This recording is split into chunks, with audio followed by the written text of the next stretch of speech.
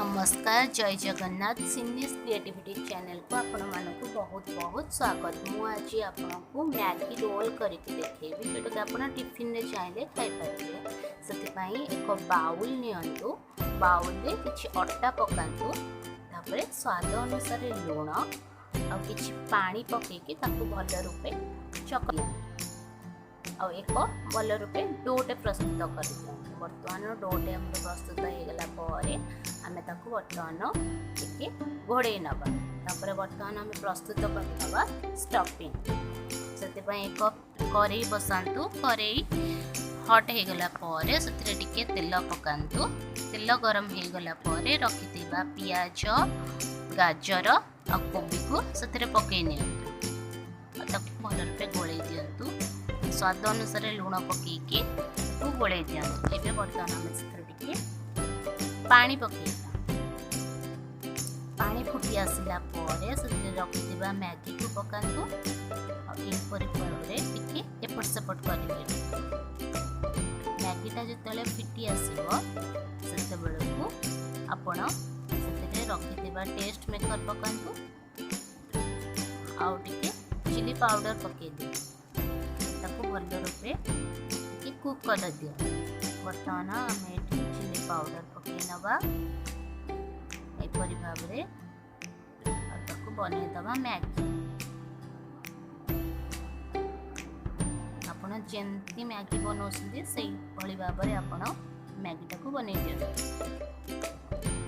Maggi प्रस्तुत हो जाइए। बर्तमान आम परोटा बनइबा। रखि अट्टा को मुझे छोट छोट गुड़ा बनई देछि। गुड़ा को बर्तमान आम को बेली नवा।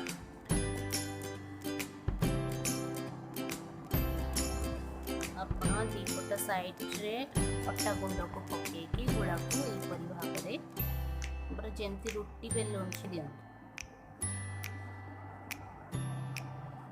बर्तमान आमर रुटी बेला हो गला। एबे बर्तमान आम परोटा तावा नियंतु। तावा गरम हो गला से ये रुटी की पकई दियंतु। दीपट साइड सेकी हो गला किछि तेल पकांतु। आपण चाहिले बटर भी पकई परिबे। पकईकी दीपट साइड भल रूपे सेकी दियंतु। परोटा बनाउछन्ती सही परि भाव में करंतु।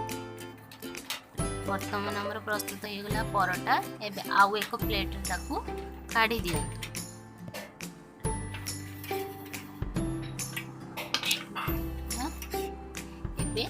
से किसी टमाटो सॉस और चिली सॉस पकई चारियाडे स्प्रेड कर दिंतु। स्प्रे आपण रखि स्टफिंग को से दियंतु। जो रखिछन्ती स्टफिंग मैगी स्टफिंग को से पकई दियंतु अल्प अल्प करके एपरी भाव में।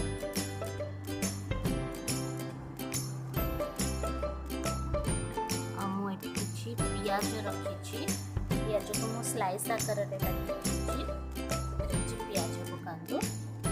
पकईकी फोल्ड कर दियंतु मार्केट परी और एक टिश्यू पेपर रे फोल्ड कर दियंतु। बर्तमान देखो प्रस्तुत होगला मैगी रोल।